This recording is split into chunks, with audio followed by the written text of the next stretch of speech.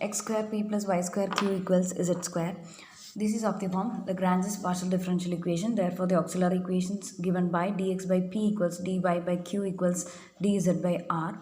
We have function p given by x square, which occurs along with partial derivative p. We have function q equals y square, which occurs along with partial derivative q. We have r equals z square, which appears on the RHS, which does not occur along with p or q. So after writing the auxiliary equations, when we compare the first and second ratios, we may integrate both sides. When we integrate both sides, here integration is done with respect to x, here integration is done with respect to y.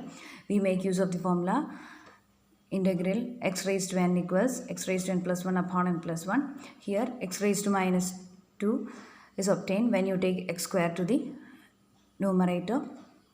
So we have x raised to minus 2 plus 1 upon minus 2 plus 1. Similarly, integral dy by y square becomes y raised to minus 2 plus 1 upon minus 2 plus 1 plus constant of integration. After simplification, we have these terms becoming x raised to minus 1 upon minus 1 equals y raised to minus 1 upon minus 1 plus constant of integration. We bring both the variables to one part. So we have 1 by x minus 1 by y equals constant of integration. This is the first solution of the Lagrange's equation obtained making use of the auxiliary equations. You may consider this as u equals constant of integration c.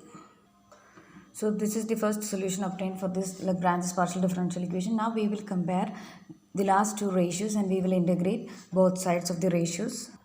The last two ratios are dy by y square equals dz by z square. When we integrate both sides, we have the same formulas being applied over here.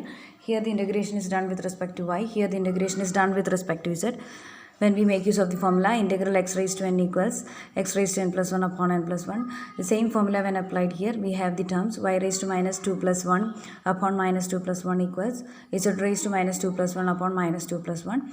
After simplification, these terms become y raised to minus 1 upon minus 1 equals z raised to minus 1 upon minus 1 plus constant of integration. Here also you may write a constant of integration. When we bring the variables to one part and the constant of integration to other part, we have the second solution of the form 1 by y minus 1 by z equals c2. You may consider this as solution b equals c2. Now we will write the general solution. General solution has to be written in the format phi of uv equals 0 or u equals function of v. So we have phi of 1 by x minus 1 by y comma 1 by y minus 1 by z equals 0. Or general solution can also be written as 1 by x minus 1 by y equals phi of 1 by y minus 1 by z. We had considered this as u and this one as v.